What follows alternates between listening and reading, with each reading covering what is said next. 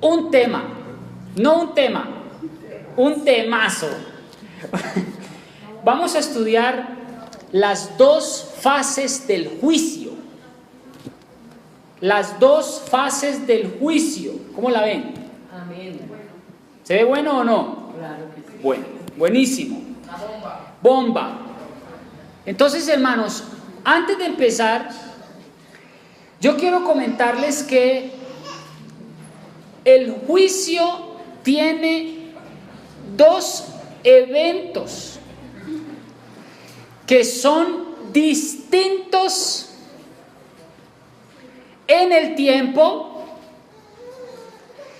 y en su naturaleza. Uno está relacionado con el juicio de los justos y el otro es el que tiene que ver con el juicio de los impíos.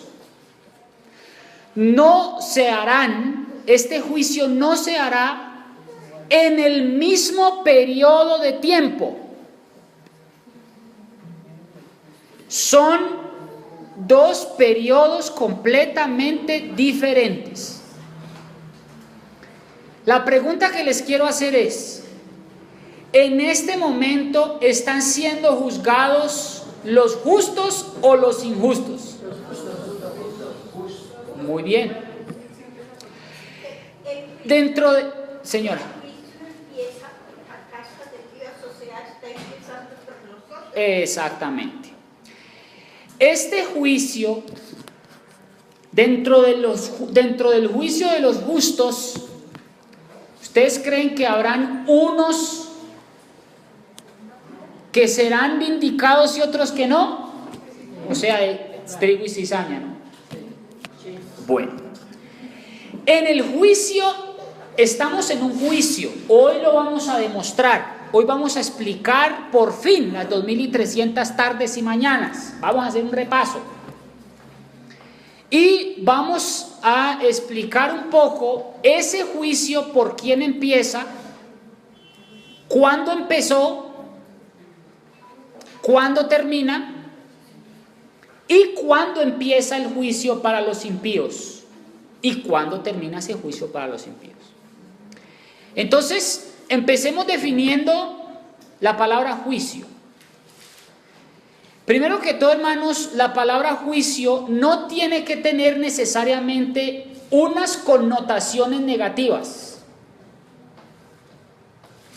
La palabra juicio también puede tener una connotación positiva dependiendo el caso, ¿o no?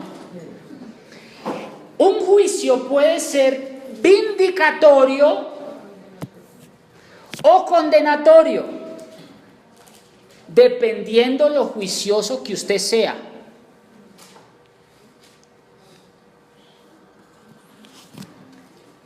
En este momento, el objetivo del juicio no es condenar a nadie.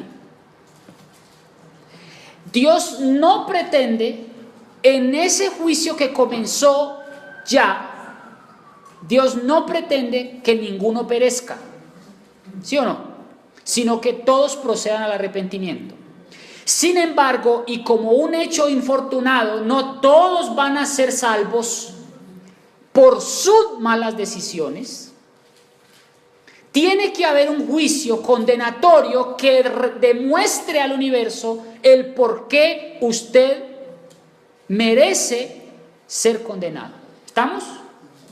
Pero para aquellos que son justos, pues se le da todo el galardón, toda la sangre vindicatoria de Cristo, toda la justificación de Cristo, y es a ese grupo por el que Cristo vendrá.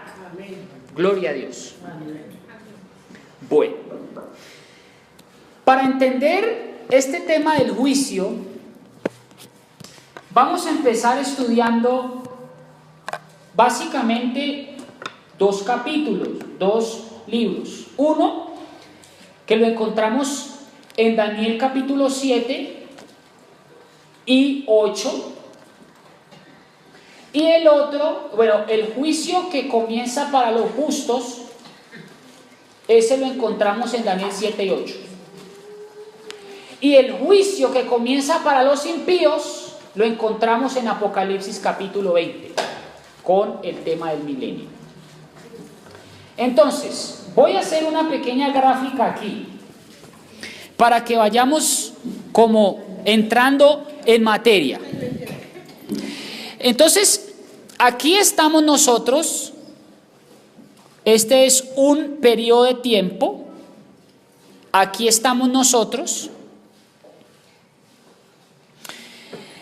Esta es la venida de Cristo.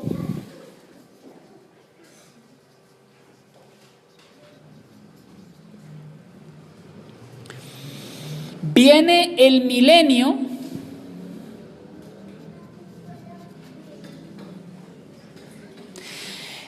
Durante el milenio, en este periodo de tiempo llamado milenio, que a propósito, ¿milenio es simbólico o literal?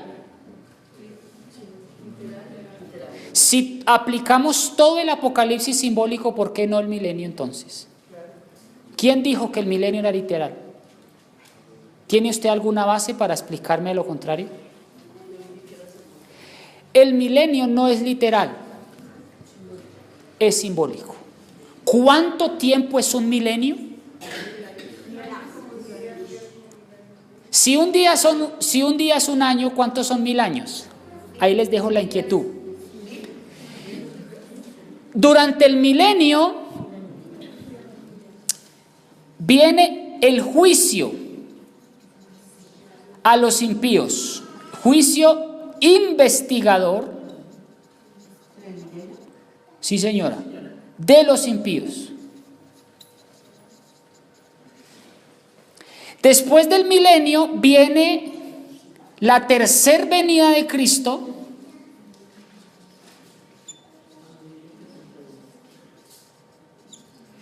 y cuando Cristo venga en esta venida, aquí será la instalación de la Nueva Jerusalén. O sea, la instalación definitiva, o sea que esta casa será nuestro hogar, la Nueva Jerusalén.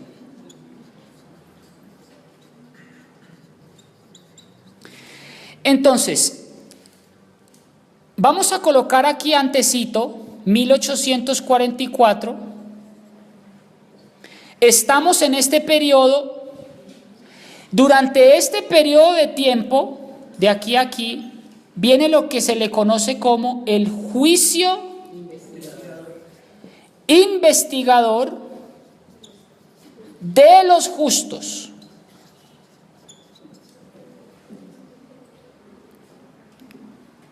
Entonces quiero que miren el panorama de la situación. Vamos a hacer un repaso.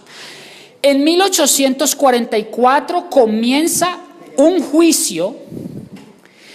Ese juicio es dado a los santos, que se le conoce como el juicio investigador de los justos. Viene Jesucristo por segunda vez en la segunda venida de Cristo. Nos vamos con Él al cielo por 1000 años. Durante esos 1000 años va a haber un juicio investigador también para los impíos. Terminados esos 1000 años, va a Cristo a descender, de acuerdo a Apocalipsis capítulo 22, desciende con su comitiva de redimidos. Bueno, y la pregunta es, ¿a qué viene? Viene aquí Cristo también, ¿cierto? Y viene a instalar la Nueva Jerusalén. La pregunta es, ¿y qué va a hacer con estos impíos? ¿Qué va a hacer con estos impíos? Viene por tercera vez, ¿y estos impíos qué va a hacer con ellos? Exacto, aquí es cuando viene la destrucción de los impíos en esta. Yo diría, perdónenme, me faltó un evento aquí. Y es la destrucción de los impíos, claro, de Satanás. Es aquí donde Satanás va a ser eliminado. Los ángeles, y es aquí donde no va a quedar una sola partícula de pecado, porque todo va a ser purificado con fuego en la tercera venida de Cristo después del milenio.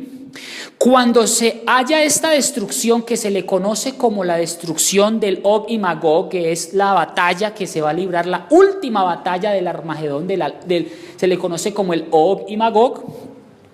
En esa destrucción ya viene entonces lo que se le conoce como la instalación de la Nueva Jerusalén. ¿Alguna inquietud? Es claro, ¿verdad? Es como un Aquí tenemos el juicio investigador de los justos. En esta, 1844. Aquí, esto es una carita feliz. Aquí, juicio investigador de los justos. Segunda venida, milenio, juicio investigador de los impíos. Tercera venida de Cristo, destrucción de los impíos, Nueva Jerusalén. O sea que lo que viene por delante es tiempo. Con respecto al milenio, hermanos, si es literal o simbólico, es una discusión teológica. Hermanos, primero que todo, si los 1260 años se aplican simbólicos, si los 144,000 son simbólicos, si todo lo que se menciona en Apocalipsis es simbólico y debe interpretarse simbólicamente, ¿por qué no aplicamos la misma regla para el milenio? El milenio no puede ser literal, es simbólico. Porque si no, entonces los 144,000 son literales, los 1260 días son literales, las bestias son literales, los animales son literales, etc. Entonces hay que aplicar esta regla simbólica para el libro de Apocalipsis, hermano. Hermano, esta profecía, la que habla Juan, justamente en el capítulo 20, versículo 2, fusiona las dos, ¿sí? Entre literal y profético, ¿sí? Porque si no serían más o menos 365,000 años, ¿sí? Y sabemos que así como lo hizo el Señor en Génesis, se tendrá que repetir de acuerdo a un milenio, ¿sí? Entonces, en este caso, los 1000 años sí tienen que ser 1000 años. No, nadie tiene esa respuesta, hermano. Nadie. Si usted tiene la respuesta, por favor la analizamos con la Biblia y con el espíritu de profecía. Es una especulación decir si son literales o simbólicos. Lo que les estoy dejando es la inquietud, porque si Apocalipsis es simbólico, debe aplicarse la misma regla para la interpretación sana del Apocalipsis. Bueno, vamos entonces a las dos fases del juicio propiamente dichas. Vamos entonces la que es previa al advenimiento. Vamos a Daniel capítulo 7. Daniel capítulo 7 proporciona una visión completa del flujo de la historia, presentada por 4 bestias consecutivas que suben del mar. Y como bien ustedes saben, estas bestias representan 4 imperios. 4 imperios mundiales, 4 naciones, y esta descripción de eventos sobre la tierra es seguida por la segunda venida de Cristo.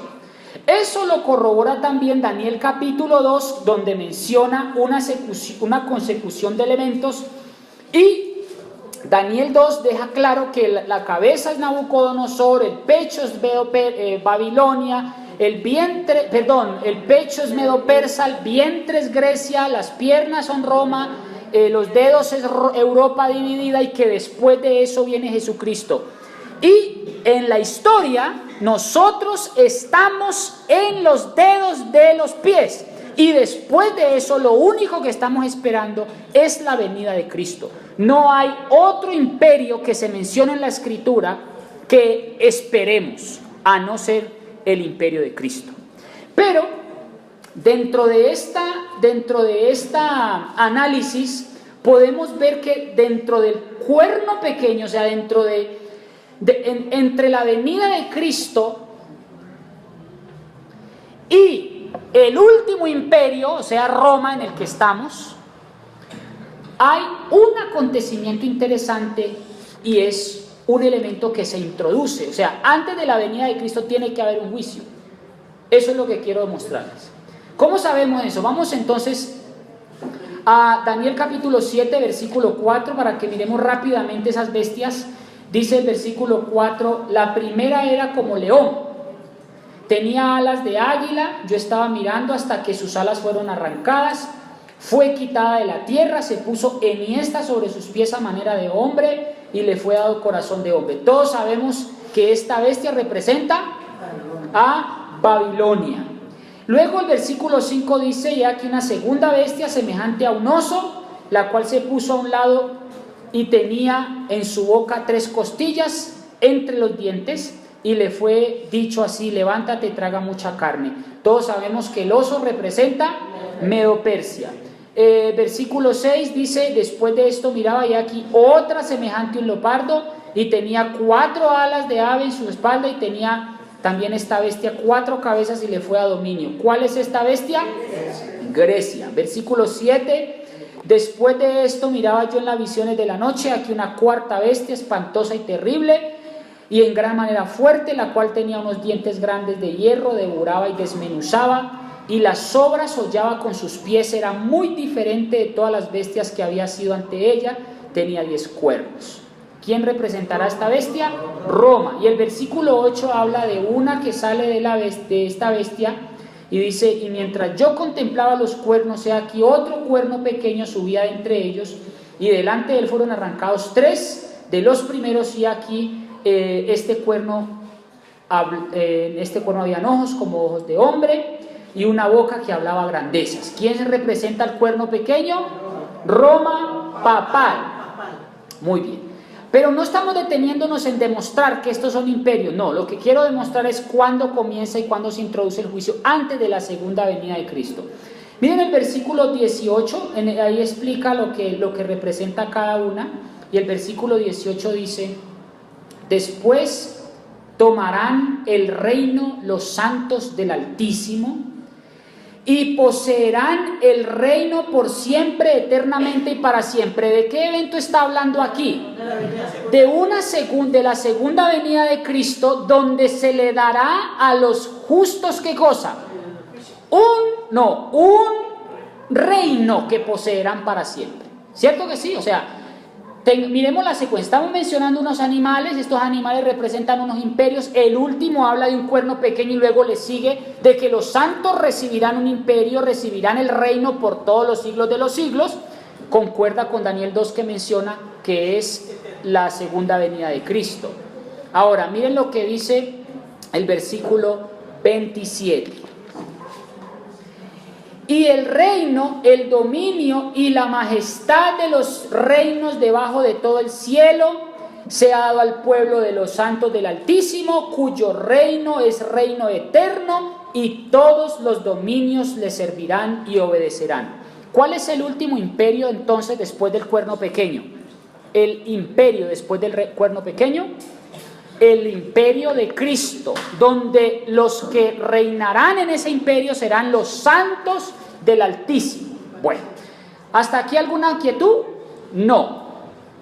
Pero hay una cuestión aquí que debe notarse, y es que este cuerno pequeño o este penúltimo imperio iba a hacer algo contra los santos del Altísimo.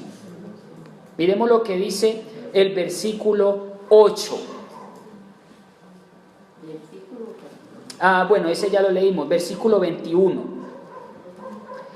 Y veía yo que este cuerno hacía guerra contra los santos y los vencía.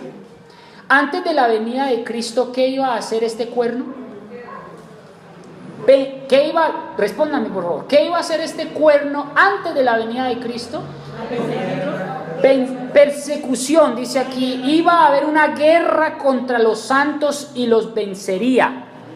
Pregunta, hemos sido testigos de una persecución sin precedentes de los cristianos por un movimiento religioso, ¿sí o no?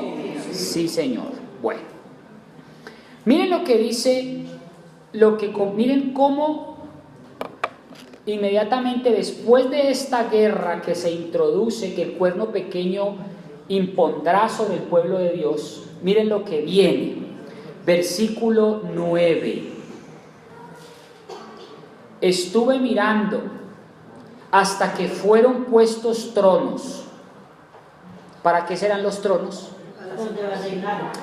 ¿Para qué sirve un trono? Tiene uno para gobernar, un trono sirve para marcar territorio, ¿no? Un trono sirve para decir, bueno, vamos a hacer algo, para crear leyes. Por ejemplo, cuando uno se sienta con sus jefes, es a planear, ¿no? Y aquí se sentaron para algo. Y miren ustedes para qué se sentaron. Y dice aquí, estuve mirando hasta que fueron puestos tronos, unos tronos.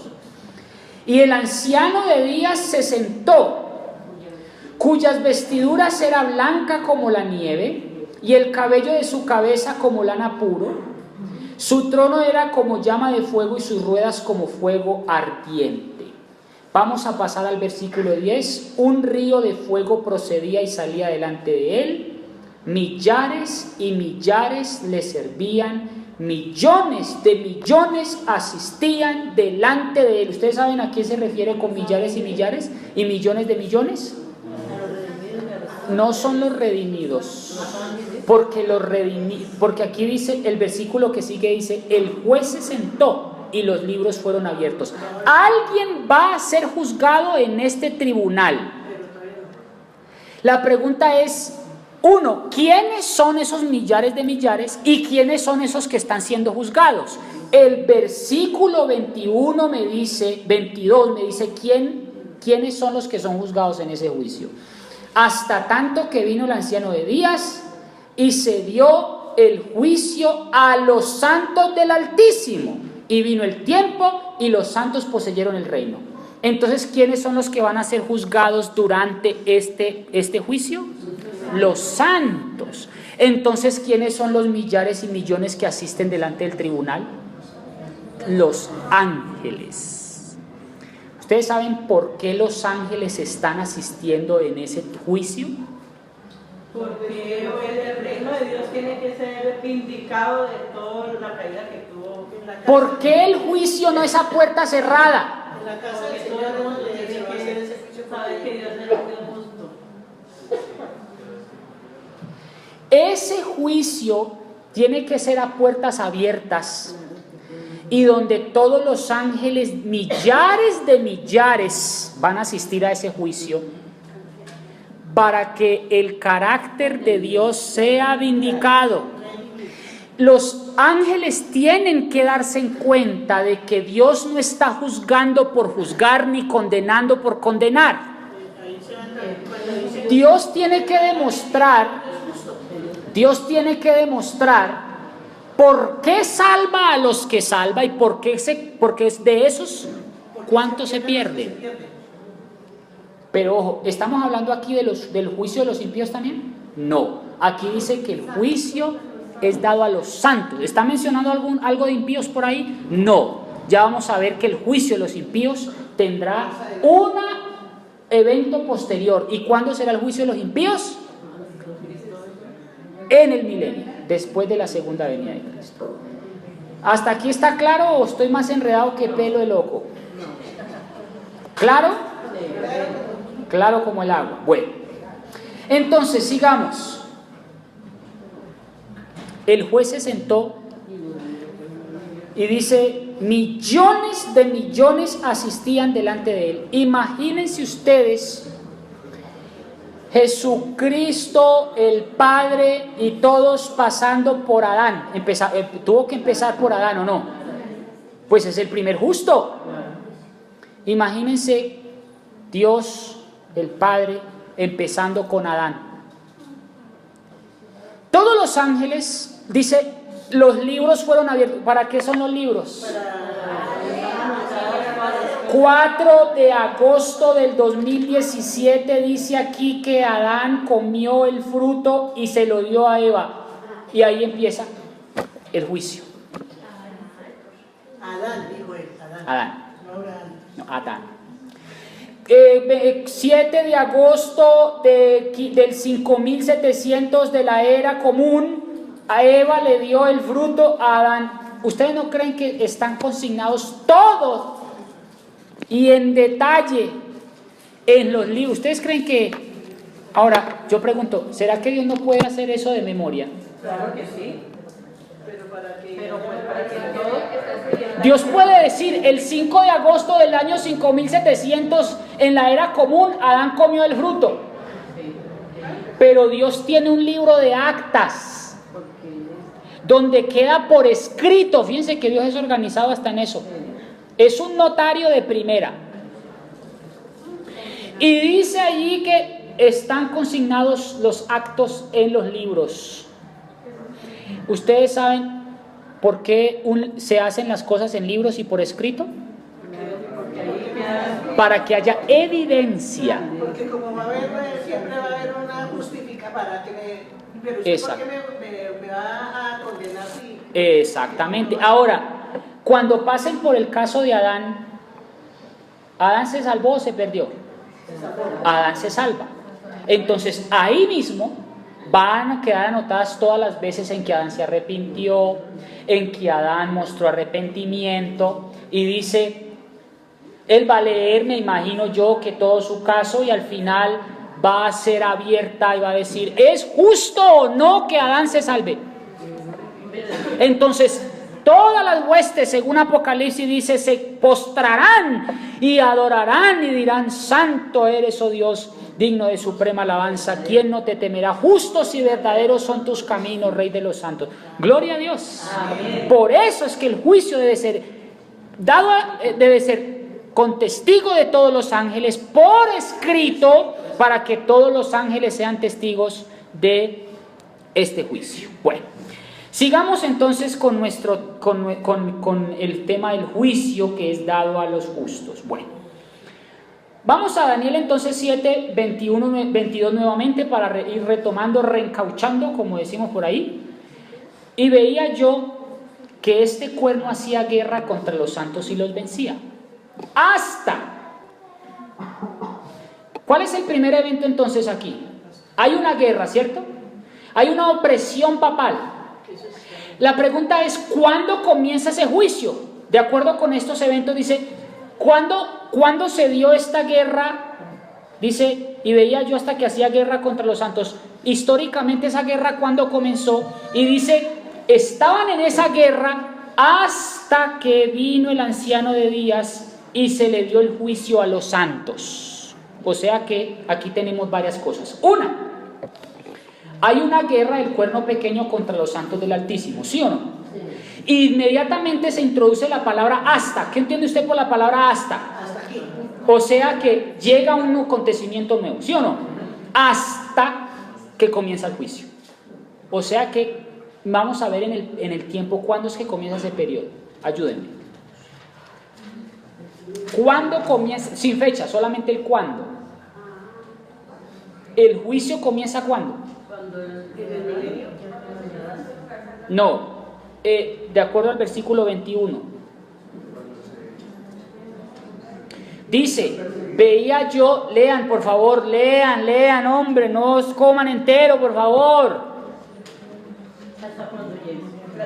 Dice, y veía yo que este cuerno hacía guerra contra los santos. ¿Cuándo fue eso? Y dice, hasta que vino el anciano de días y empezó el juicio empezó con los santos. Entonces, ¿cuándo comenzó el juicio de los justos? ¿En qué momento? De acuerdo al versículo 21. Roma empezó su persecución. Exactamente. Hermano Hugo, ¿cuándo comienza? Usted lo dijo ahorita. Exactamente. Tiene que ser en el momento de la persecución que se le inflige a los santos. Pero dice aquí hasta, o sea que llega a su fin y comienza el juicio. ¿Cuándo comienza este juicio entonces? Vamos a Daniel capítulo 7, versículo 25. Ahí en el versículo 25 dice, hablará palabras contra el Altísimo. A los santos del Altísimo quebrantará o afligirá. ¿Está hablando del mismo acontecimiento del versículo 21, sí o no? Sí, porque aquí está diciendo que habla contra palabras contra el Altísimo, aflige a los santos, y mire lo que sigue diciendo. ¿Pensará cambiar los tiempos y la ley? ¿Será que lo hizo? Sí.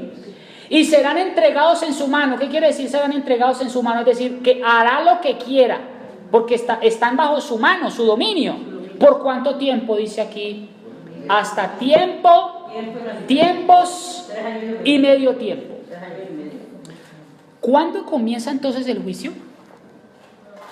Después del tiempo, tiempos y la mitad de un tiempo, ¿sí o no? O sea, si comparamos el versículo 21 que dice, veía que este cuerno hacía guerra contra los santos y los vencía hasta que vino el juicio, y si leemos el versículo 25 dice, y habla palabras contra el Altísimo, y esa aflicción durará tiempos y la mitad de un tiempo, y luego comienza el juicio.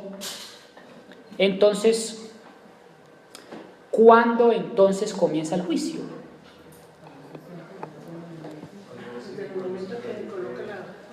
Cuando termine ese tiempo. ¿Cuál tiempo? El tiempo, tiempos y la mitad de un tiempo. ¿A qué equivale ese tiempo? ¿Ustedes saben qué significa un tiempo? Un año. Vamos a ver qué le pasó a Nabucodonosor en Daniel capítulo 4, versículo 16. Daniel 4, 16.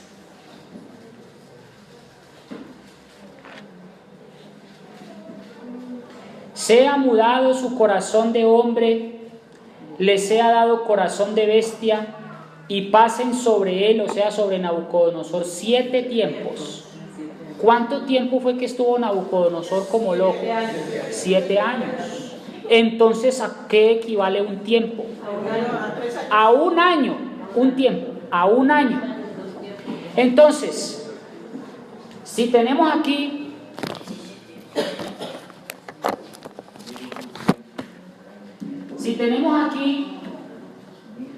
un tiempo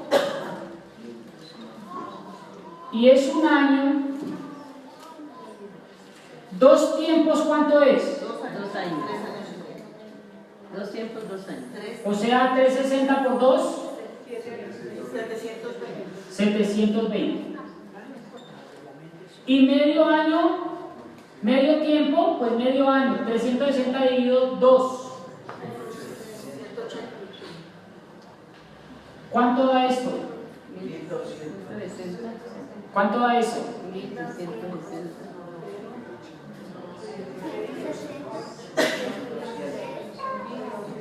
1260, ¿qué? Años. ¿Cuánto iba a durar entonces la opresión de este cuerno pequeño? 1260. Y después de esos 1260 años, ¿qué era lo que iba a comenzar? El juicio. ¿Y ese juicio iba a comenzar por los impíos? No. Dice que fue dado a los santos. Bueno, ¿cómo sabemos que esa interpretación que acabamos de hacer es correcta? Vamos a Apocalipsis, por favor, capítulo 12, hablando del mismo acontecimiento. Apocalipsis capítulo 12, versículo 14. Vamos a ver versículo 6. Apocalipsis 12, 6, mejor. Apocalipsis 12, 6 ya no lo da masticado. No teníamos que haber hecho eso, pero lo hago para que pues miremos de dónde sale ese tiempo, tiempos y la mitad de un tiempo. Apocalipsis 12, 6 dice: y la mujer huyó al desierto donde tiene su lugar preparado por Dios. ¿Por qué creen que huyó al desierto? Pues porque tenía que huir, porque había una persecución, ¿o no? Y dice, para que allí sea sustentada ¿por cuánto tiempo? 1260 días. La mujer representa a la iglesia. Por lo tanto, en esa persecución que habla Daniel, ella huye por su vida, se protege porque está siendo oprimida, pero iba a ser oprimida y a la vez resguardada por 1260 días. ¿Cuánto representan 1260 días? 3 años y medio. O el principio bíblico dice que es un día por un año, o sea, día por año, o sea que 1260 días, de acuerdo con Ezequiel 4:6 y Números 14:34, representan 1260 años. Bueno, entonces si son 1260 años, vamos a hacer lo siguiente para hacer como un repaso. ¿Ya te han dormido? ¿No? Bueno.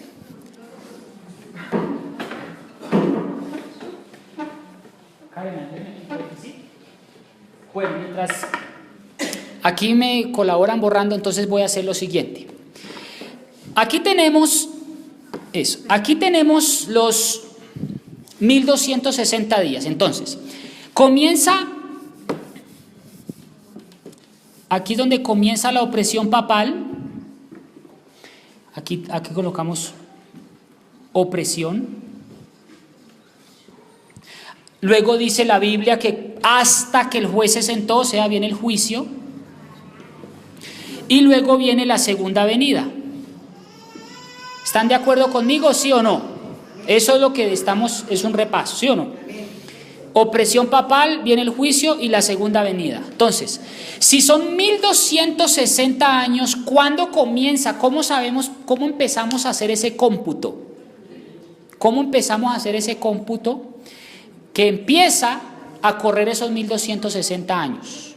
¿Cómo sabemos? ¿Cuándo empieza a operar esta opresión papal?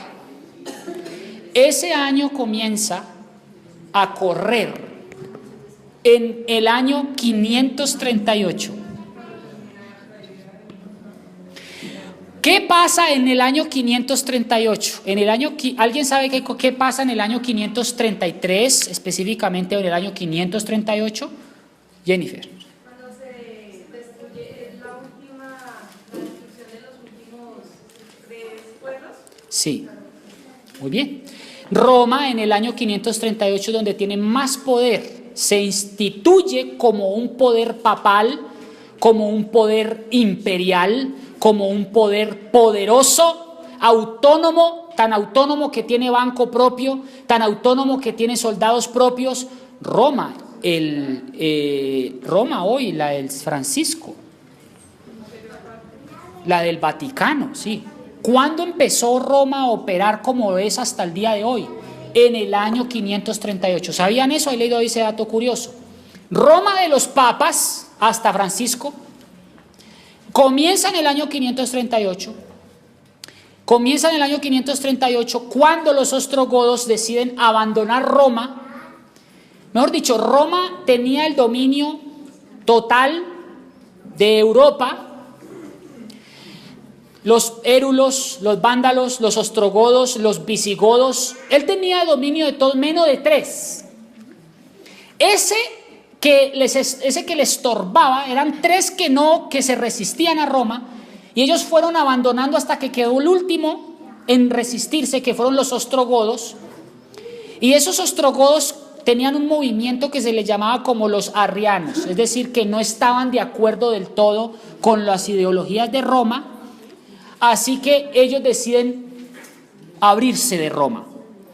Cuando deciden los ostrogodos irse de Roma definitivamente, ¿qué creen ustedes que Roma entonces, cómo queda Roma ahora? Poderosa. Ahora sí, como ya se fueron los que le estorbaban las piedras de tropiezo, ahora sí empieza Roma como institución a operar. ¿Y cómo les parece que efectivamente la profecía sí se cumple? Porque hermanos, es increíble la historia cómo se cumple. Exactamente. Por 1260 años, Roma hizo lo que quiso. 1260 es mucho. Eso es demasiado. Con decirles, hermanos, que durante esos 1260 años, ahí es donde comienza la Inquisición. Ahí está incluida la Inquisición. En los 1260 años es donde está contemplada la persecución de los valdenses. En ese periodo. En ese periodo está contemplado las cruzadas. Mejor dicho, en ese periodo de tiempo es donde Roma opera de la manera más cruel y despiadada contra los cristianos protestantes como usted y como yo. Ahí es donde en ese periodo de tiempo es donde se menciona la tortura. Ellos crearon las torturas en ese periodo. Torturas tan infames y tan despiadadas que ustedes no se alcanzan a imaginar. Porque ellos decían que esos cristianos eran unos brujos. No, ni siquiera eres hermana. Ellos decían que eran brujos. Brujos. Y que como eran brujos, tocaba quemarlos y hacerle, porque tocaba eliminarlos. Y les infligían las cosas más asquerosas, más dolorosas de este planeta. Cogían, me acuerdo de 2 o 3, la de la gotera permanente en la frente. Lo acostaban inmóvil, completamente inmóvil, a que le cayera una gotera día y noche. Ustedes saben que una gotera perfora piedras, perfora rocas.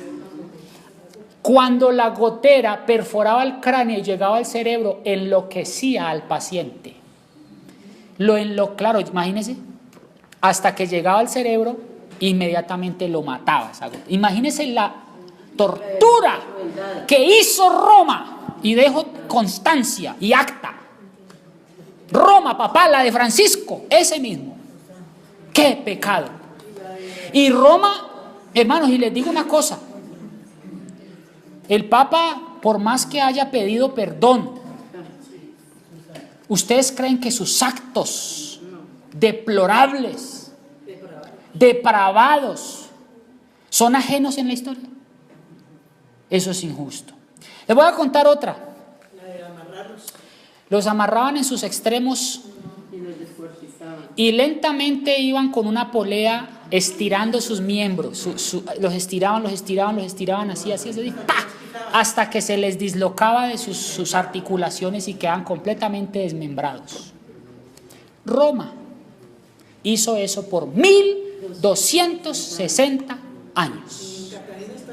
En Cartagena todavía tenemos algunos y le llaman Santa Inquisición. Yo de santo no le veo nada, ustedes sí. Bueno, y otra. Cogían, armaban era un armazón de madera como esta, pero en vez de haber no había superficie, sino que había un filo como de hacha. Era un filo agudo. Haga de cuenta, como el filo de un cuchillo. Lo sentaban al paciente en horqueta así y le ponían peso en cada piernita. Y cada vez le ponían más peso y más peso y más peso, y claro, se iba cortando, hasta que moría desangrado, etcétera. Su sufrimiento era pavoroso. Eso era lo que hacían estos cristianos católicos con unos protestantes como nosotros. Hay muchas, hermano. Hay muchas.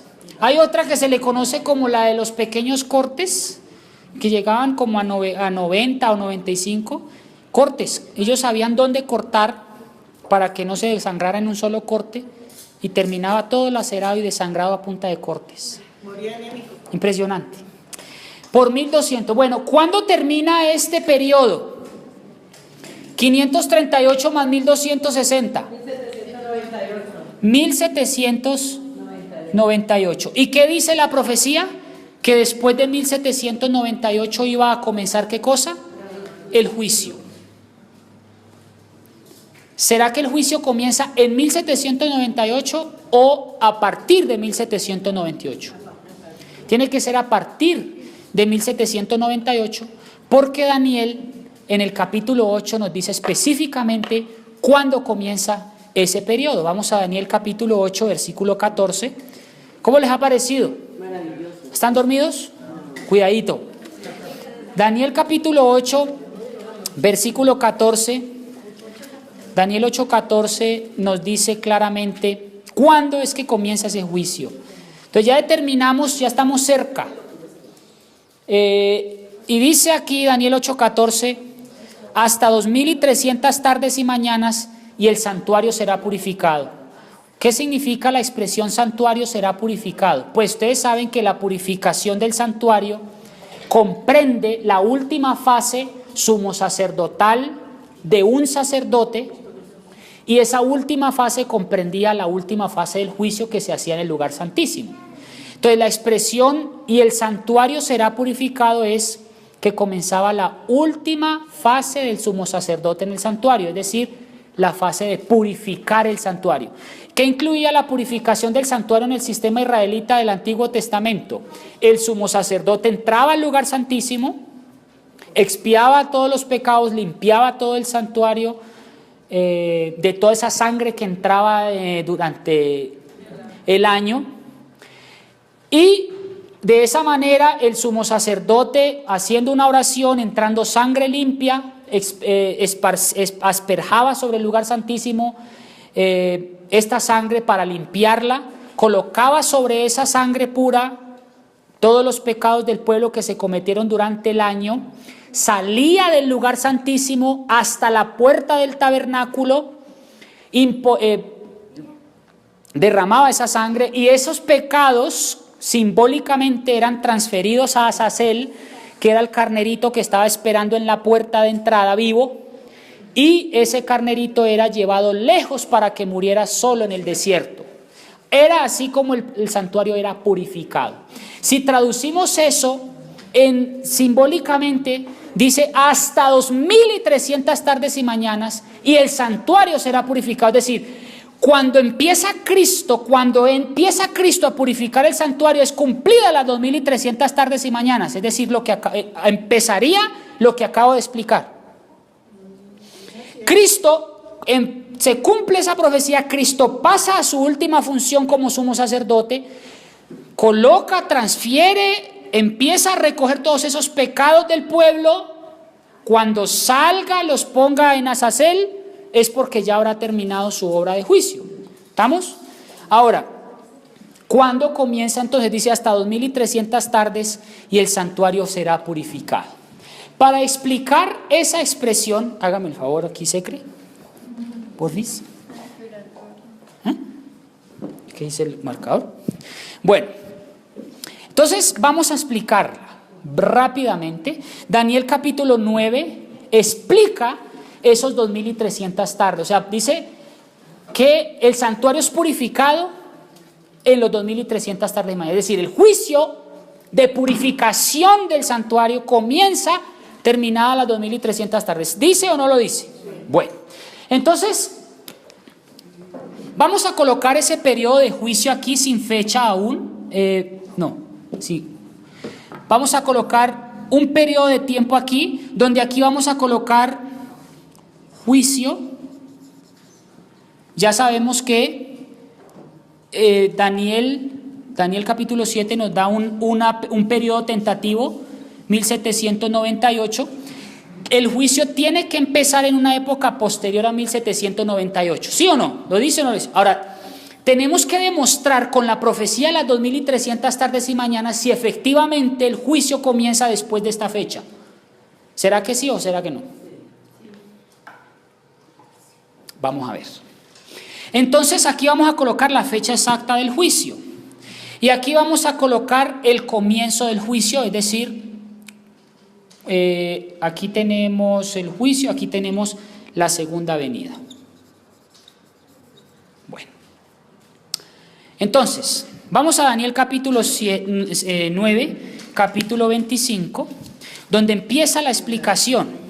Y dice, 70 semanas, del versículo 23 nos dice, al principio de tus súplicas fue dada la orden y yo he venido para explicarte o para enseñártelas. ¿Para enseñarte qué? Pues lo que no entendió en Daniel capítulo 8. ¿Qué fue lo que no entendió en Daniel capítulo 8? Esas 2300 tareas. ¿Eso qué significaba? ¿Eso qué era? El versículo 23 dice, al principio de tus súplicas. ¿Será que Daniel suplicó para entender estas 2300 tardes? Sí. Fue a la orden y yo he venido para enseñártela porque tú eres muy amado. Entiende pues el asunto y considera la visión. ¿Cuál era el propósito entonces de el ángel con Daniel? Explicar explicarle en qué consistía estas 2300 tardes y mañanas. Ahora, ¿por qué se llama tardes y mañanas?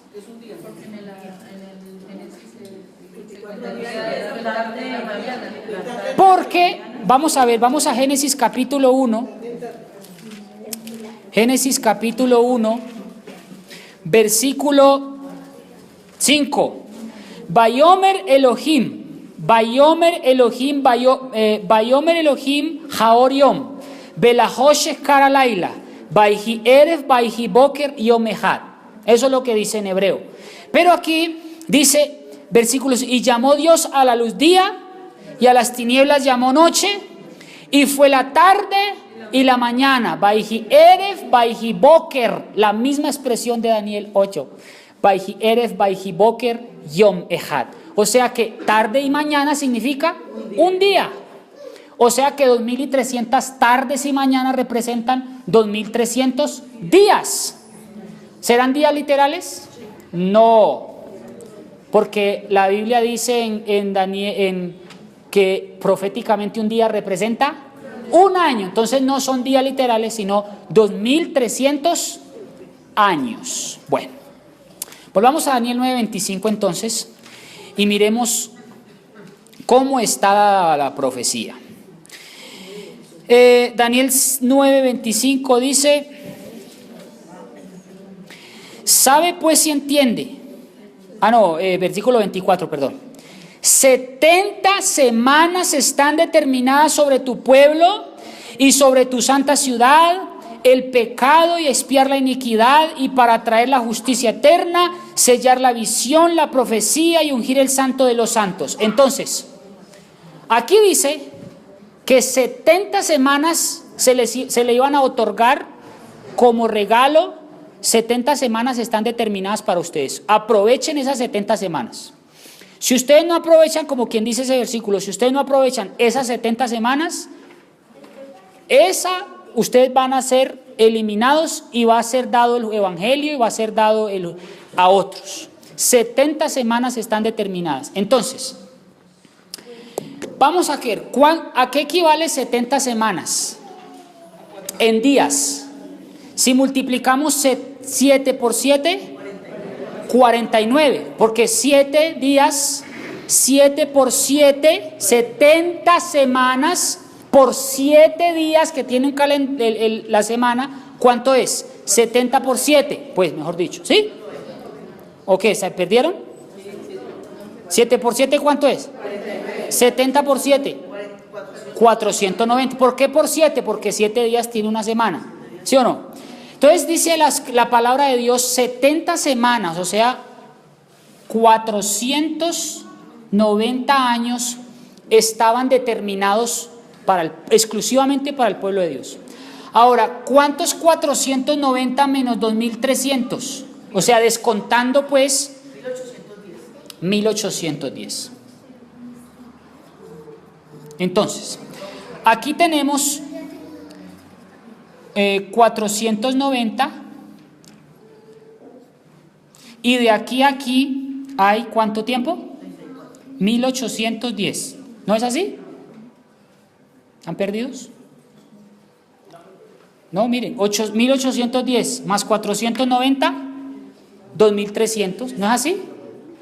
Ahí están. ¿Por qué por qué llegamos a 1810? Porque dice la escritura 70 semanas están determinadas para el pueblo de Israel. ¿Y 70 por 7? 490. Entonces 490. Bueno. Entonces, ¿cómo sabemos cuándo empieza esta profecía a correr con fecha en años y cuándo termina acá y cuándo termina el juicio? Vamos a ver qué dice Daniel capítulo 9 ahí mismo, versículo 25. Sabe pues si entiende que desde la salida de la orden para restaurar y edificar a Jerusalén hasta el Mesías príncipe habrá 7 semanas y 62 semanas. ¿Cuánto es 7 más 62? 69. ¿No es así? O sea, como quien dice, Dios está dividiendo esas 490 de la siguiente manera. Yo te voy a dar 490 años de misericordia Y empiezan desde la salida para restaurar Jerusalén. Desde ahí comienzan a contar los 490 años. Eso es lo que quiere decir Dios. Y dice, entonces, ¿cuándo comienza? ¿Cuándo se restaura Jerusalén? Estaba en ruinas, estaba completamente en ruinas. Y empieza a restablecerse nuevamente en el año 457. Aquí viene lo más interesante. 457 más 490 años que fueron determinadas para el pueblo de Israel, ¿cuánto da?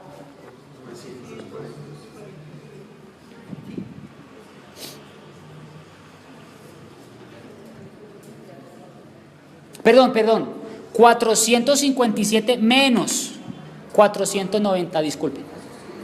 457 menos porque estamos descontando de las 2300. ¿Cuánto es 457 menos 490? 457 menos 490 me da 33. Hasta ahí llega, o sea, aquí llegamos al año 33. Pero hay que sumarle a ese 33 un año más, porque el año 0 no existe, ¿sí o no? O sea, aquí estamos hablando del 453 antes de Cristo. Si vamos descontando, llega hasta el año 0, que es la venida de Cristo, y ya ahora ya no empieza a descontarse, sino a año 1, año 2, 3, 4, 5, para que me dé 1810, 2017. ¿Sí? ¿Qué gran buenos son para matemáticas? 457 antes de Cristo, no 453. No, 457 antes de Cristo. Esto es un 7. Ah, bueno, gracias. Gracias. 457 antes de Cristo menos 490 que Dios le da de gracia al pueblo de Israel, llegamos al 33. ¿Sí o no? El año 0 no existe. Entonces tenemos que empezar con un 1 más. ¿Cuánto es 33 más 1? 34, porque el año 0 no existe, entonces 34. ¿Qué pasó en el año 34? El pueblo de Israel definitivamente rechazó el evangelio de Cristo y dice, no me interesa nada lo que tenga que ver con el cristianismo. Y en el año 34, fíjense que proféticamente se cumplió. Dios le dijo, van a tener 490 años más de gracia. Hermanos, y increíble, el pueblo de Israel tuvo 490 años de gracia. Y en el año 34 fue cuando el pueblo decidió decir, no me interesa Jesucristo. No me interesa el cristianismo. Es aquí cuando el judaísmo es dado al cristianismo. Y ahora ya el evangelio no le pertenece exclusivamente a los judíos, sino a todos los que acepten el evangelio. Muy bien. Ahora, ¿cuánto da 1810 más 34? 1844.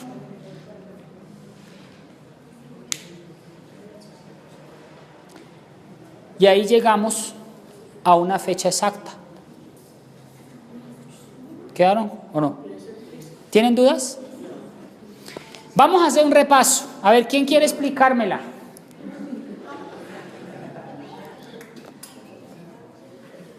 Vamos a empezar con 2300. 2300 tardes el santuario será purificado, ¿cierto? ¿Cómo empezamos a hacer estos descuentos? La escritura dice, 70 semanas están determinadas para el pueblo judío. Después de las 70 semanas, para los que acepten, dice ahí, dice, el pacto se restablecerá con muchos. Dice, ¿sí o no? En Daniel 9, 25, 26 y 27. Quiere decir que de aquí para acá, ya el evangelio no le iba a pertenecer más a los judíos porque rechazan a Cristo en el año 34. Entonces, 70 por 7, 490. Menos 2300, 1810, aquí está 490, 1810. ¿Sí o no? Aquí dice que, ¿sabe pues si entiende que desde la orden para restaurar Jerusalén hasta el Mesías príncipe habla 7 semanas y 62 semanas?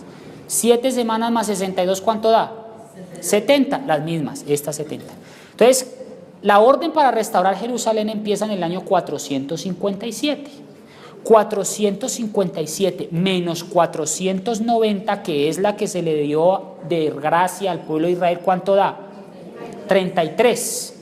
Pero como el año 0 no existe, entonces tenemos que empezar con 1, o sea, 34, ¿cierto? Ahora, aquí tenemos ya, ¿por qué ya no restamos? Pues como hicimos aquí, 457 menos 490.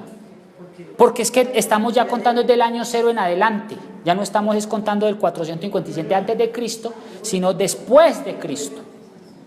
Entonces, por eso decimos 1810 más, no menos. Aquí sí, porque es antes de Cristo. Y aquí es después de Cristo. Esto es después de Cristo. Y este es después de Cristo. 1810 más 34, ¿cuánto da? 1844. Pregunta, ¿está entonces correcto decir que la profecía está correcta cuando empieza después de 1798, es decir, en 1844? ¿Sí o no? Sí, fíjense que la profecía es correcta. Si el imperio papal termina en 1798 y dice que empieza el juicio, y Daniel 8:14 me dice que es en 2300 tardes y mañanas, fíjense que coinciden perfectamente porque es después de este periodo, y Daniel 8:14 me da definitivamente el periodo que es 1844. ¿Qué pasó en 1844 entonces? Comenzó el juicio. ¿Comenzó el juicio para quiénes? Para los justos. ¿Comienza sí o no el juicio? ¿Comenzó sí o no el juicio? ¿Cuántos años llevamos de juicio a propósito? 2017 menos 1844.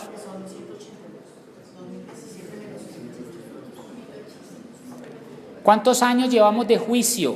¿Ah? ¿12? 173 años. ¿Cuántos años se le dio al pueblo de Noé? No crea que estamos muy lejos entonces. Porque si al pueblo de Noé se le dieron 120 y llevamos nosotros más de 170, ¿ustedes creen que Cristo está por venir? ¿Cómo les parece? Entonces, hermanos, ¿este juicio es condenatorio? No. Este juicio puede ser vindicatorio o puede ser condenatorio si usted lo decide. Ahora, la decisión es suya. Muy bien. Vamos entonces, ¿quiénes son juzgados en este juicio? En 1844, ¿quién empieza siendo juzgado? Vamos con Primera de Pedro, capítulo 4, versículo 17. Primera de Pedro 4, 17. ¿Cuántos dicen amén por esto que hemos estudiado? Un repaso, un repasito, ligero, de fácil digestión. Dice mi mamá: mijos, yo no entiendo eso, yo ni me preocupo por eso, no me sé la fecha de los cumpleaños de ustedes. Ahora aprendeme todas esas fechas, dice mi mamá. Tranquilos, hermanos, lo que yo quiero demostrarles es que esto no se convierta en un dogma, es decir, que yo venga y diga, hermanos, el juicio comenzó en 1844 y todo el mundo diga amén. Tengo que demostrárselo al menos para que ustedes, si no lo entendieron en el momento, se les olvidará, tranquilos, pero lo que quiero es que entiendan es que se acaba de demostrar que el juicio comienza en 1844 y no les dé pena ni miedo decir que el juicio comenzó en 1844, porque está completamente demostrado. Amén. No es un dogma, ni estoy invitándolos a que acepten esto por fe, no. Estamos usando matemáticas, estamos usando Biblia, estamos usando aquí bien escriturísticamente el asunto para que lo crean por fe y por obra. No tienen que aprendérselo, pero lo que sí quiero que aprendan es que el juicio comenzó, eso sí, y que antes de la venida de Cristo ya el pueblo de Dios tuvo que haber sido juzgado. Tremendo, eso es otro aspecto. Cuando Cristo venga por segunda vez, todos los casos habrán sido decididos. Llegará un momento en que usted estaba jugando con candela y Cristo dirá, voy a ir por el que fue. El que es justo, siga siendo justo. El que es injusto, siga siendo injusto. Y el que es inmundo, siga ensuciándose en su inmundicia. Pero yo tengo que ir algún día por mi pueblo. O sea, lo que quiero decir, hermano, es que en algún momento esto tendrá que llegar a su fin. Y esto es cíclico. Si Cristo no para el chorro en algún momento, esto no va a terminar nunca, porque muchos cristianos se convierten cada día, muchos niños nacen todos los días, etcétera, etcétera. Entonces, ¿cuándo? Va a haber un día en que dirá a Cristo, el que es justo sea justo, como quien dice, voy a ir por el que ya está, por el que fue. Entonces, cuando llegue nuestro caso, Dios quiera que nuestro caso, al ser decidido, no sea condenatorio, sino que sea vindicatorio. Dios quiera que cuando pasen por... No sabemos. Es que esa es la cuestión. Y por misericordia no sabemos cuándo. ¿Usted se imagina cuando usted supiera con fecha y hora exacta su juicio? Hermano, hay dos cosas. Una, que usted haga y deshaga, haga ochas y panochas, hasta un día antes.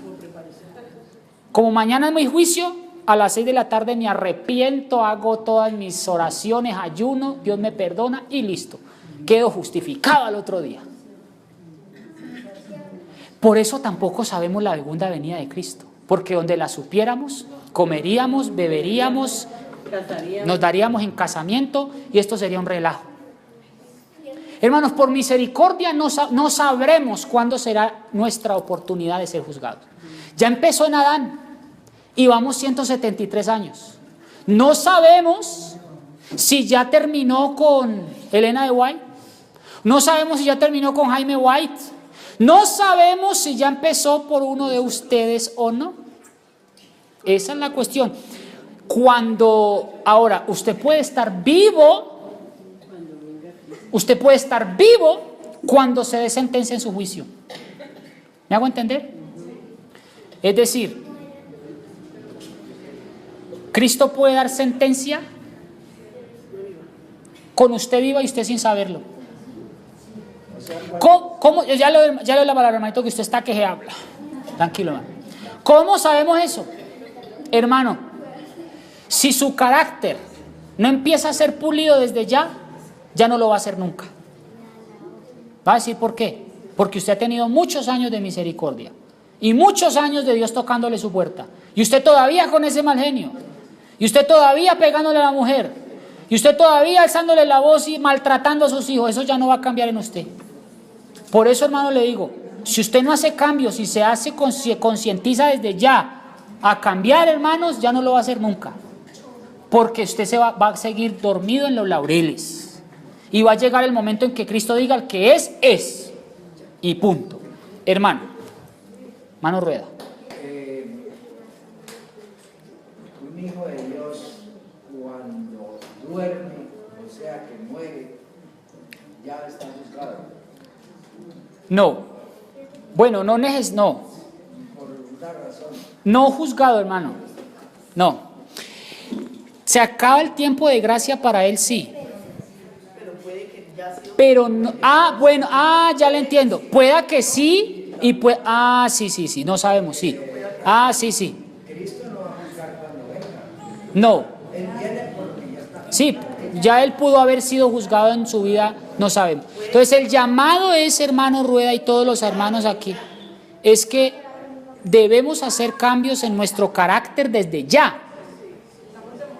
Porque estamos demorados.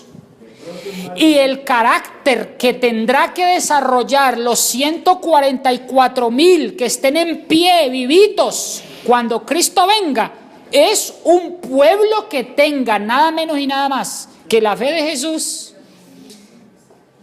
que tenga la paciencia de los santos, pero algo más, que guarda los mandamientos de Dios. Entonces, hermano, le digo, usted que pretende estar vivo cuando Cristo venga, ¿está guardando los mandamientos de Dios y la fe de Jesús? ¿Tiene la fe de Jesús? ¿O sigue usted con el mismo carácter de toda la vida? ¿O sigue usted con lo mismo y con los mismos de toda la vida? Mucho cuidado, hermano. Primera de Pedro, capítulo 4, versículo 17 dice: porque es tiempo que el juicio comience por la casa de Dios. Y si primero comienza por los impíos, ¿dice así? Mucho cuidado. No dice por nosotros, por los impíos. Y si primero comienza el juicio por nosotros, ¿cuál será el fin de aquellos que no obedecen el verdadero evangelio? ¿Por quién comienza el juicio entonces? ¿Por quién comenzó el juicio en 1844? Pues tuvo que haber sido por los muertos. Es lógico. Y luego pues termina con los vivos. Bueno. Creo, hermanos, que voy a terminar rápidamente en estos 5 minutos que me quedan para dar un brochazo del juicio a los impíos, y lo encontramos en Apocalipsis 20. ¿Quedó claro entonces, hermanos, que el juicio que estamos viviendo ahora es el juicio de los justos? ¿Cierto? El juicio que empieza con los impíos, con los muertos, perdónenme, y terminará con los vivos. Y bueno, comenzó con los muertos justos, continúa con los justos vivos. Apocalipsis 20, y aquí termino para que ustedes vean cuándo comienza el juicio de los impíos, para que vean ustedes en la tablita que les mostré al principio, que el juicio de los impíos es en una época posterior. No quiero terminar sin mostrarles primero esto. ¿Me dan ese permiso? 5 minutos. Promesa. Versículo 1 de Apocalipsis 21 dice: y vi un ángel descender del cielo que tenía las llaves del abismo y una cadena grande en su mano, y prendió al dragón, aquella gran serpiente antigua que se llama el diablo y Satanás, y fue atado por 1000 años. ¿Por cuánto tiempo va a ser atado? 1000 años. ¿Por qué serán 1000 años? O sea, ¿por qué será atado? Aquí dice el versículo 3. Lo arrojó al abismo y lo encerró y puso sellos sobre él para que no engañase más a las naciones hasta que los 1000 años fuesen cumplidos, y después de esto es necesario que sea desatado por un poco de tiempo. Versículo 4. Miren ustedes que aquí hay otro juicio. Escuchen. Y vi tronos. O sea que hay otro juicio, ¿sí o no? Y a los que se sentaron sobre ellos les fue dado juicio. Y miren ustedes quiénes son los que van a juzgar aquí. Y vi las almas de los decapitados. ¿Quiénes estarán en ese juicio?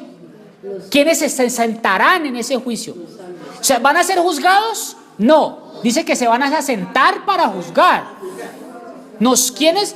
Fíjense ustedes que somos nosotros ahora, ya en el primer juicio, o sea, en este, los testigos eran los ángeles. ¿Sí o no? Pero en este, ya los testigos no van a ser los ángeles solamente, sino nosotros. Escuche. Vi las almas de los decapitados por el testimonio de Jesús. ¿Será que los mártires se sentarán a juzgar? Sí. Y por la palabra de Dios, ¿será que los que guardan la palabra de Dios también se sentarán para juzgar? Sí, dice aquí. Usted y yo, mi hermano, gloria a Dios. Nosotros vamos a sentarnos con Cristo para juzgar al mundo. Gloria a Dios. ¿Usted sabía eso? ¿Usted sabía que nosotros vamos a juzgar durante ese milenio? ¿Y a quiénes vamos a juzgar? Vamos a juzgar a los que se perdieron. Y vamos a determinar, Jesús nos va a mostrar por qué se perdieron. Y nos va a demostrar a nosotros por qué se perdieron. ¿Y por qué a nosotros se nos va a ser demostrado eso? Y no solo a los ángeles.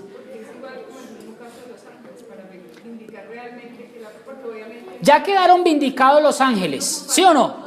Ya quedaron vindicados los ángeles. Ahora falta alguien por ser vindicado y que alguien declare que Dios es justo. ¿Y quiénes son esos grupos? Pues nosotros, Ya los ángeles vieron que los justos fueron justos y gloria a Dios, y se perdieron con justicia y se salvaron. Y ahora nosotros tenemos que demostrar, Dios nos va a demostrar a nosotros que los que se pierden también son justos. O sea, lo que Dios quiere es demostrar y vindicar su carácter a los ángeles y a sus gloria a Dios. Mire lo que dice el versículo 4: y vi tronos, los que se sentaron sobre ellos les fue dado juicio. Vi las almas de los decapitados por el testimonio de Jesús y por la palabra de Dios, que no habían adorado a la bestia ni a su imagen. ¿Quiénes será este otro grupo? Los que no adoran la bestia ni a su imagen. Los de Apocalipsis 14:13, donde dice el mensaje del tercer ángel, los que proclaman el mensaje del tercer ángel, o sea, los 144,000. Los 144,000, es decir, usted y yo, si estamos vivos cuando Cristo venga, también juzgaremos y estaremos parte en ese juicio. Gloria, todos los justos, en pocas palabras. Otros, los que no recibieron la marca en su frente, en su mano. ¿Cómo la ve?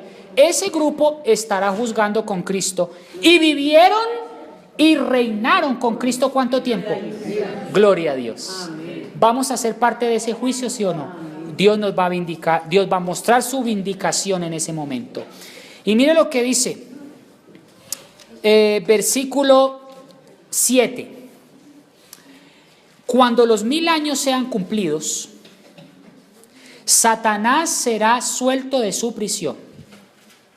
Saldrá a engañar a las naciones que están sobre los 4 ángulos de la tierra. O sea, cuando se cumplan esos 1000 años, Cristo va a venir. Ya hemos juzgado al mundo, ya se vindicó el carácter de Dios. Cristo va a volver. ¿Y qué va a pasar con Satanás? Va a ser desatado. Y dice que va a engañar a los que están en los 4 ángulos de la tierra, el Gog y Magog, a fin de reunirlos para la última batalla. Es tan osado Satanás que va a reunir a sus últimos secuaces y va a levantar la guerra que se le conoce como el Gog y Magog. ¿Qué será el Gog y Magog? No se preocupe, hermanos, es una batalla, dice aquí. El número de los cuales es como la arena del mar. ¿Cuántos se irán a perder? Dice aquí que como la arena del mar. Y subieron sobre la anchura de la tierra y rodearon el campamento de ¿quiénes? De los santos y la ciudad amada. ¿Qué tratarán de hacer los impíos y Satanás cuando vea que descendemos con la nueva Jerusalén? Tomarán la ciudad de Dios y descendió fuego del cielo y los devoró. ¿En qué momento es que son devorados los impíos? Cuando ya llega. Después del milenio. ¿Será que existe entonces un infierno? Si existe un infierno, entonces ¿a qué va a destruir si ya hay un infierno? Aquí dice que descenderá fuego del cielo y los devoró. ¿A quiénes? A esos miles y millares que eran como la arena del mar. Pero hay algo más interesante. Yo le pregunto, ¿el diablo en qué momento va a ser destruido? Es el último en ser destruido. ¿Sabían eso? Aquí lo dice la Biblia. Y se va a demorar bastante en consumirse. Dice que demora, es una expresión, dice la Escritura, que durará por los siglos de los siglos en devorarse. O sea, no, es decir, ¿qué quiere decir la Escritura con que demorará mucho? Hasta que el cuerpo ya quede totalmente... Ahora, ¿por qué será que Satanás va a ser el último en ser destruido y el que más va a demorar en quemarse? ¿Dónde dice eso? La palabra de Dios. Miren lo que dice el versículo 10. Y el diablo que los engañaba fue lanzado al lago de fuego. Claro, imagínense esto cómo va a estar. Un lago de fuego. Y azufre. Ustedes sabían de que el diablo no solamente va a ser destruido por fuego. Dios le va a agregar un elementico más para ver si no se quema con fuego, se quema con azufre. Y dice aquí, donde, miren ustedes quién más se va a demorar en quemarse. Donde está la bestia y el falso profeta. Este sistema papal, hermano, que tanto daño hizo, que tanto daño pronunció sobre la iglesia protestante, también va a sufrir mucho. Y dice, y serán atormentados día y noche para siempre jamás. Usted dice, ve, el diablo va a ser atormentado por todos los siglos de los siglos. ¿Usted cree que eso es justo? No. Tampoco.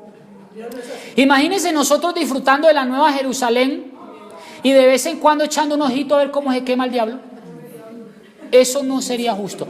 ¿Qué significa entonces que será atormentado día y noche? Por siempre jamás. Primero que todo va a ser atormentado, ¿sí o no? Sí. Día y noche, ¿sí o no? Sí. Para siempre jamás.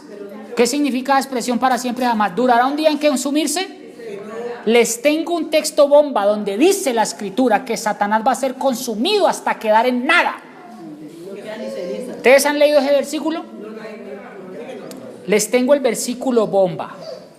Siéntense bien. Ezequiel capítulo 28.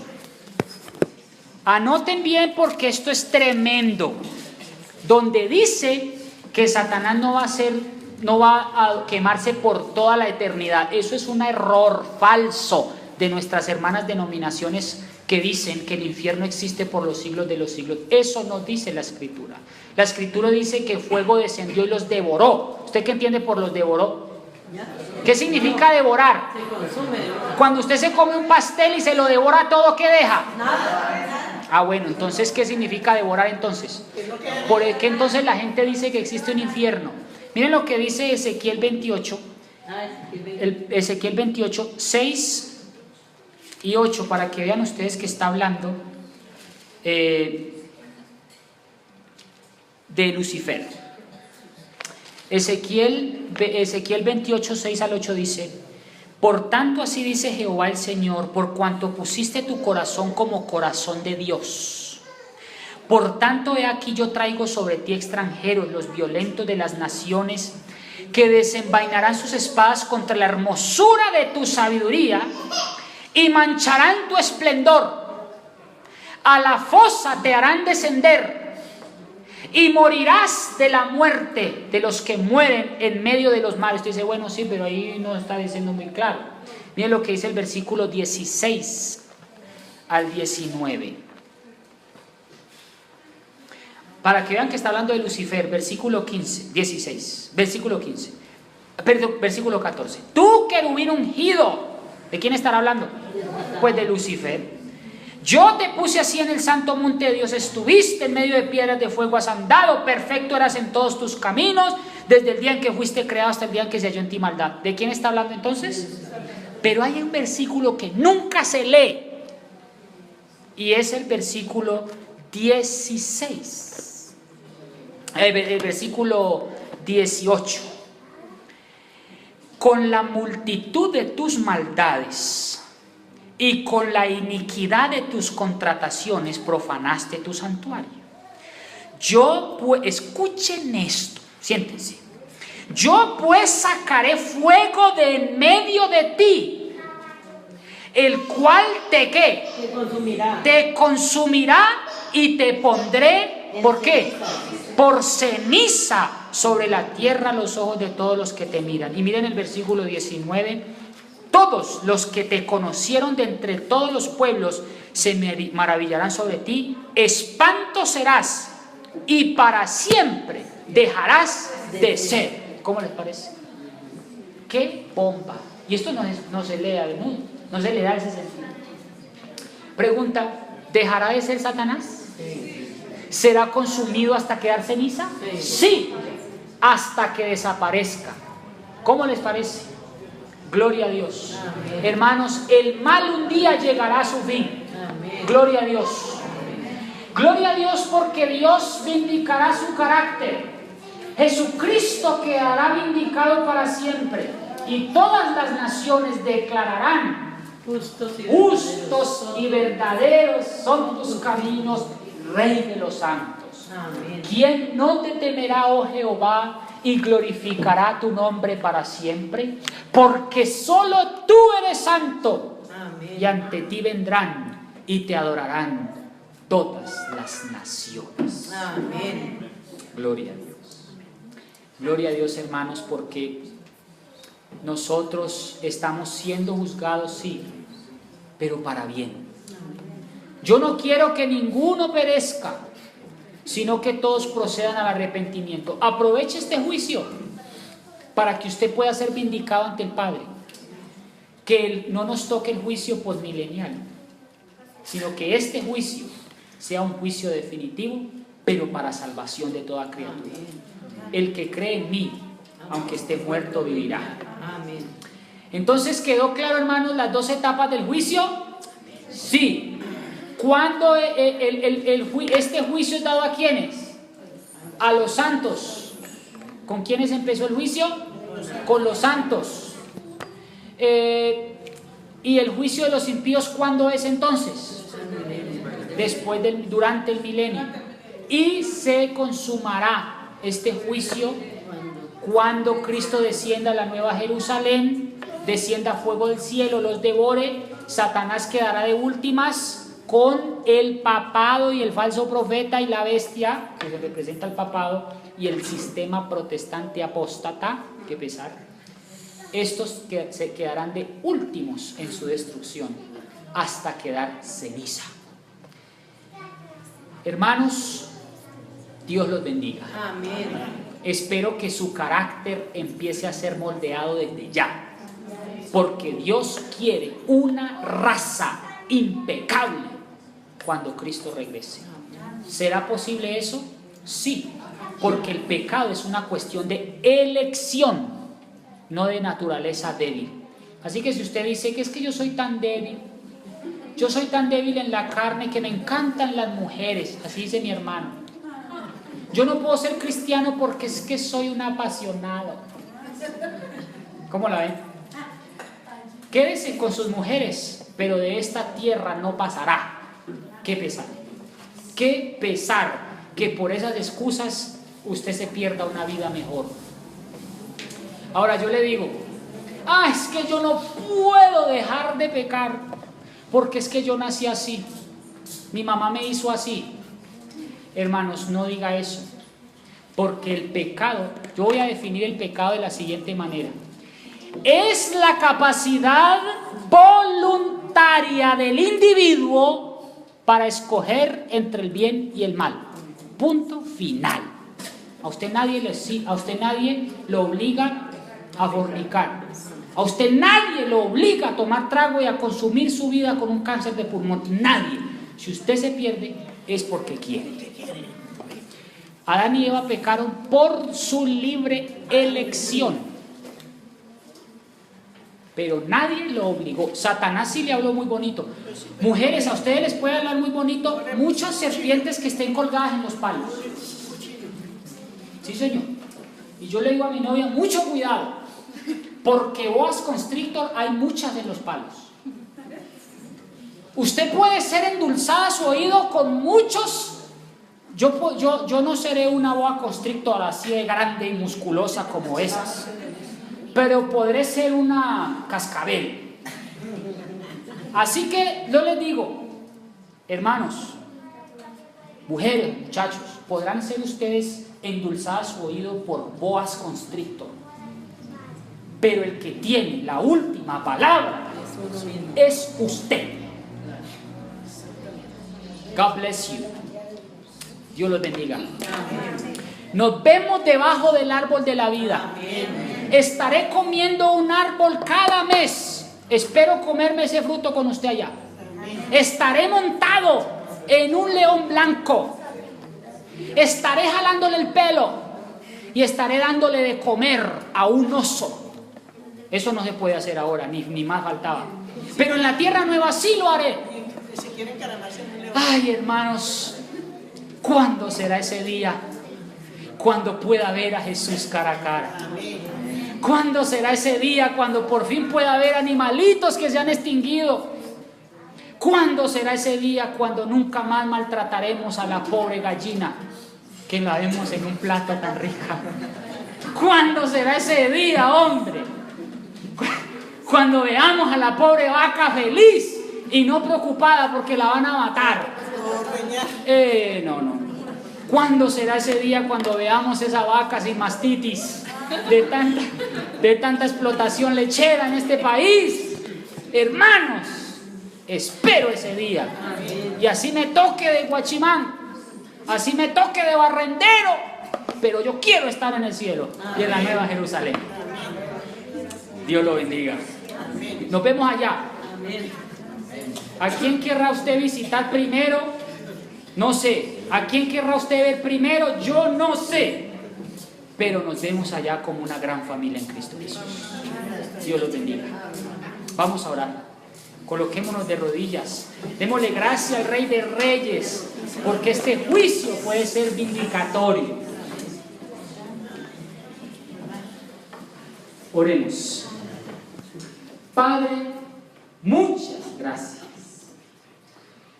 porque el último reino que esperamos no es un reino mejorado de una presidencia nueva de Santos, no es un nuevo presidente después de Maduro, no, el último reino que estamos esperando es un reino que no tendrá fin. Un reino donde todos los santos poseerán esa tierra. Donde tu gobierno será justo, para siempre, eterno e inmutable.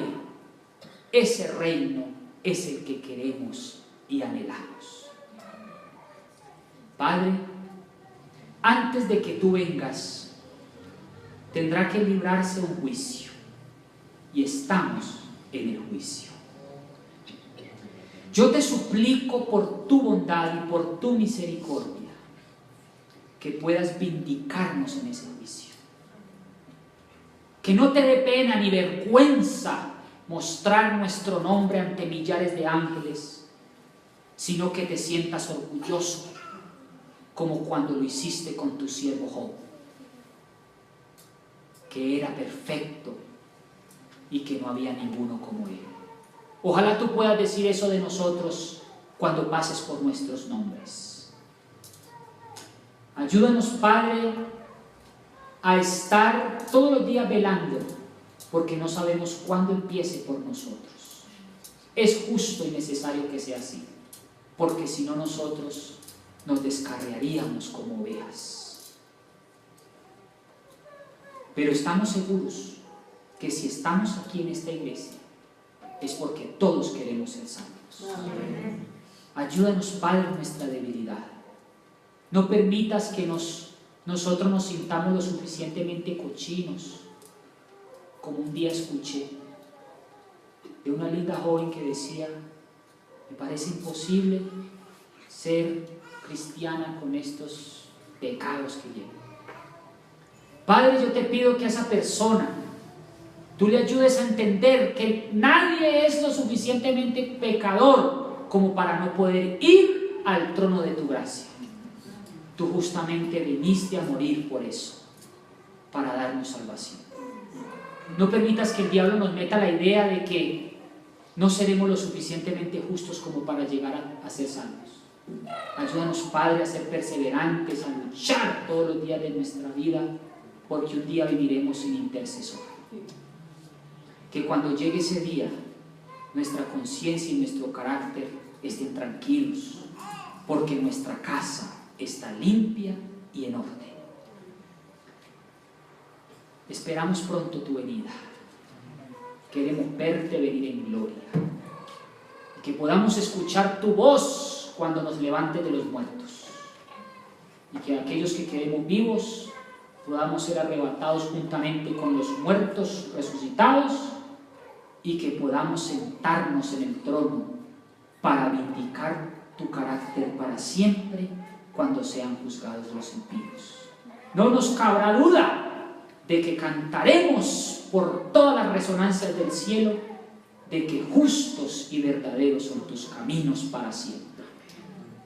Gracias por otorgarnos esta esperanza de la vida eterna. Nos levantamos con la esperanza y con otra visión con respecto al cristianismo. Que no nos dejemos llevar por la tentación, por los amigos, por la influencia negativa de los amigos, sino que antes bien seamos un ejemplo para ellos y podamos verlos en el cielo también. En el nombre de Jesús. Amén. Dios los bendiga. Vamos a hacer el círculo, hermanitos, y